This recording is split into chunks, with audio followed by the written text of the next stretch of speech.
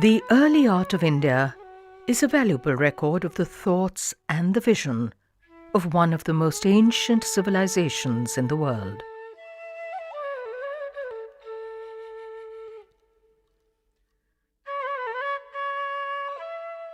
This ancient art brings before us a view of the world which sees a great harmony in the whole of creation.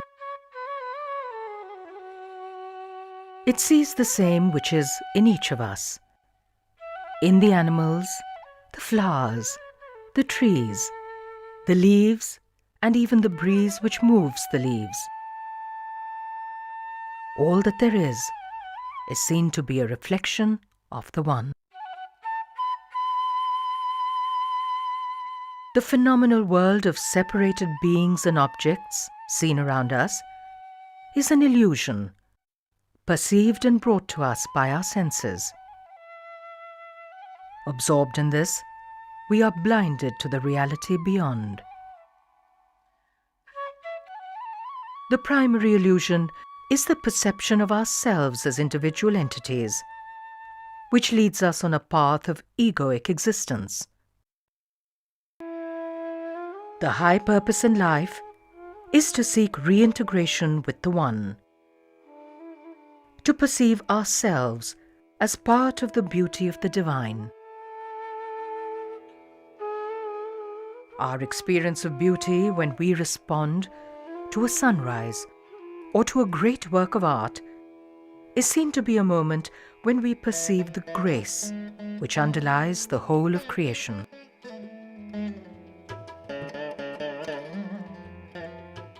The moment of the aesthetic experience is stated in Indian thought to be akin to Brahmananda, or the final ecstasy of salvation itself.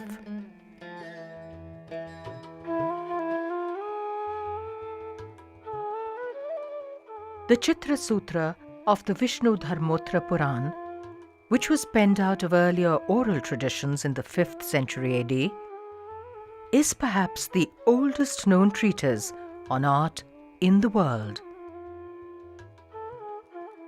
It states that art is the greatest treasure of mankind, far more valuable than gold or jewels.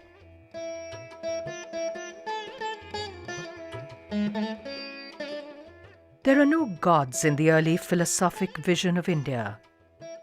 There are deities. Deities who are the personifications of concepts and qualities. The qualities are within us. When we respond to these deities, brought to us in art, we awaken those fine aspects within us. When we are filled by that grace, there is no space left for base desires and pain.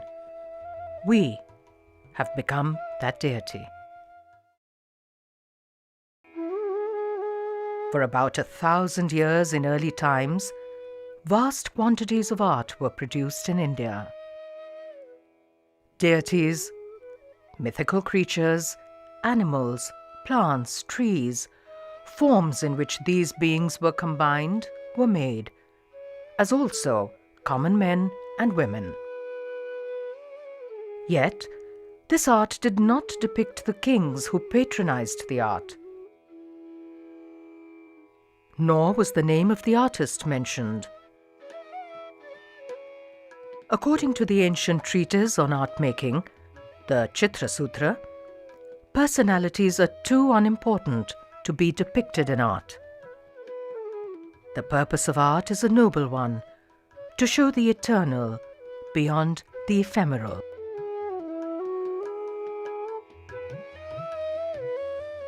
Images from material life are very often seen in Indian art.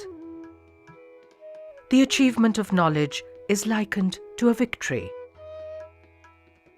We see images of deities trampling the demons of ignorance. However, the demons smile as they are vanquished. In this world where all is seen as a part of a cosmic harmony, there is no anguish finally.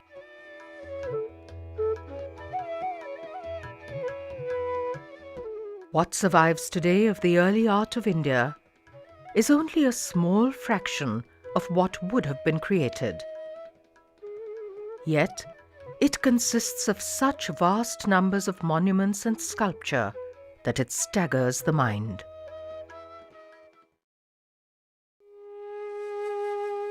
In the 4th millennium BC, one of the earliest civilizations of the world was developing in the river valleys of the Indian subcontinent. The first sites of this civilization were discovered at Mohenjo-daro and Harappa in the basin of the Indus River. The name Indus Valley Civilization has remained. However, hundreds of other sites have been found in recent decades in Gujarat, Maharashtra, and eastwards till Uttar Pradesh. It was by far the largest area of any civilization in the world at that time. There was a sophisticated concept of town planning. But there were certainly skilled, well-trained engineers. And you see this when you just look at the towns. The way the towns are laid out, very systematic, with broad avenues for major traffics between the gates, for example, and then smaller roads branching off the major avenues, and then alleys finally getting deep into the blocks where people live. There were networks of hundreds of wells which supplied water to the residents. A drainage system was in existence, and even the smallest houses were connected to it. Houses were made of fired clay bricks. They had several stories. More than 4,000 clay, stone, and copper seals have been recovered in excavations. These were used to mark trade goods and for other purposes. Most of these seals combine text with images of animals, plants, and persons.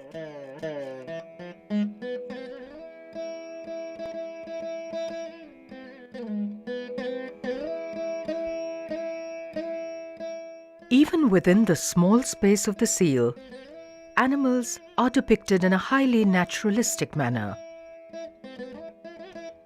The artist not only observed the world around him closely, he also had the means and skill to translate that observation into pictorial form. One of the most fascinating seals from Mohenjo-daro is that with a depiction of a man seated cross-legged on a seat.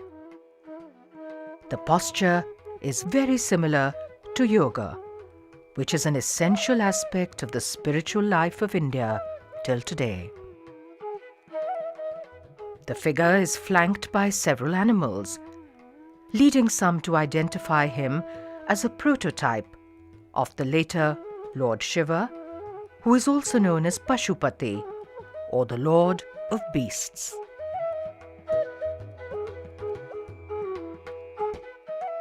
Animal figures are made on the seat. Such seats, as well as the other elements of this depiction, are very similar to the images of Hindu and Buddhist deities in later Indian art.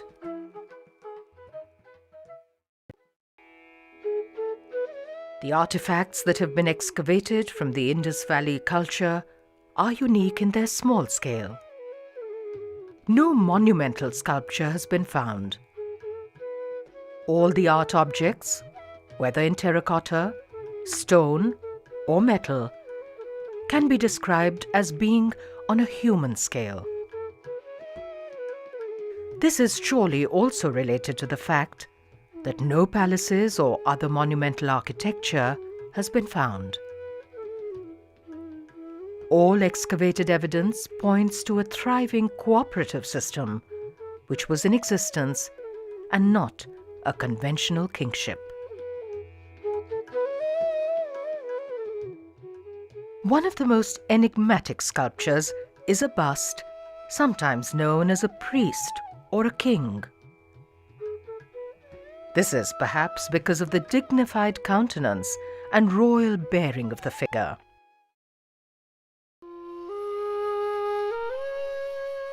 A male torso made of stone has been tentatively dated to the Indus Valley period. The breath of life, which is a characteristic feature of Indic art, is seen in this early depiction. The softly swelling stomach and the smooth modelling of the muscles again attest to the skill of the artist.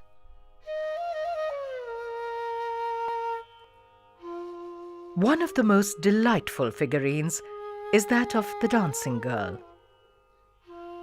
Approximately 10 centimeters in height, this tiny figure stands with one hand at her hip. The body is composed of long tube-like limbs. She is made resting her weight on one leg in a very natural fashion, as in the contrapposto techniques of later sculpture. The jaunty manner and liveliness of the figure are remarkable. Around 1700 BC, with changes in the course of the rivers, many of the settlements in the river valleys had to be given up. In this period, people began to move down into Gujarat and also eastwards into the valleys of the river Ganga.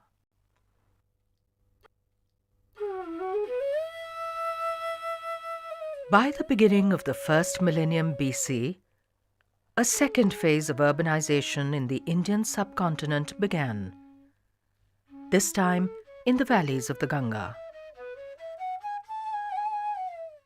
By the 8th or the 9th century BC, the Upanishads were composed out of philosophic traditions which perhaps came from the earliest times of Indian civilization. The thoughts contained in the Upanishads were to form the basis of all major Indic religions thereafter. In this period, there were large numbers of ascetics who gave up the material attractions of the world to seek the truth beyond. The names of two historical renunciators of this tradition became most prominent.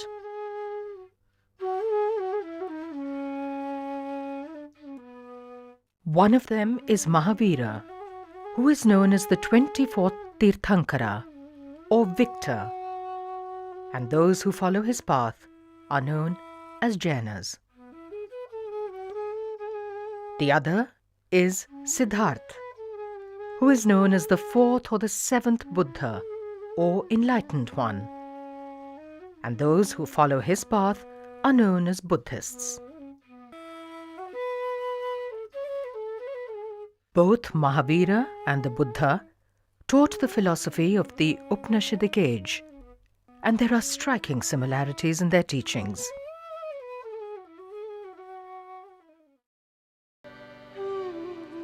One of the main principalities in North India was Magadha. Under the leadership of the dynamic Chandragupta Maurya, it expanded and became the first empire on Indian soil.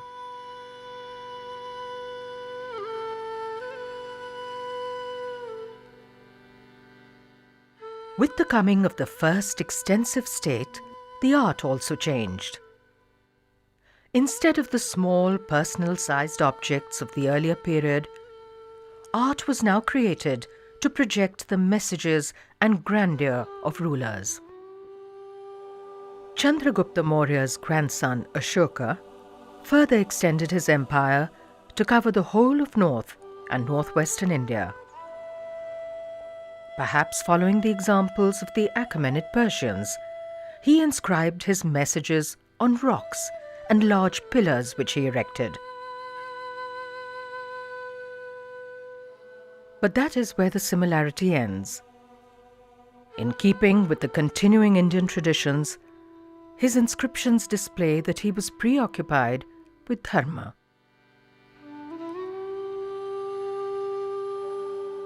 Dharma is a man's duty to all others and the whole of existence around him. Ashoka's messages to his people were to follow the ethical path, to respect teachers, elders, and much else which is a part of dharma. The lion capital of the pillar at Sarnath is a fine example of royal Maurya art. 4 lions placed back to back face the cardinal directions, indicating the spread of dharma. These are formal and stylized and are reminiscent of the Persian tradition. However, other examples like the bull capital from Rampurva are carved in a naturalistic manner. The 4 lions on the Sarnath pillar originally supported a large chakra or wheel. Chakras are also made on the circular drum under the feet of the lions. The chakra is an important symbol of cosmic order in Upanishadic thought. In Buddhism, it represents the turning of the wheel of law. Unlike the lions above, these animals are made in a highly naturalistic manner. Ashoka and his grandson Dashratha made rock-cut caves at Barabar, near Gaya, in present-day Bihar. They were made for the Ajivikas, a deeply ascetic sect of that time. This began one of the greatest architectural traditions in India. A very large number of rock-cut caves were made later for Buddhists and Hindus. The Mauryan period brings us finely sculpted figures, which establish the traditions to come in later times. A 2 feet high nude male figure may represent a follower of the Digambara sect of Jainas, who renounce clothing. The artist's mastery over stone is seen in the naturalism and sensitivity in modeling. There are many similarities between this figure and the tiny male torso of the Indus period. One of the best-known sculptures is that of a female chori, or whisk-bearer, that was found at Didarganj in present-day Patna. The high polish of the sandstone here is a hallmark of Mauryan stone sculpture.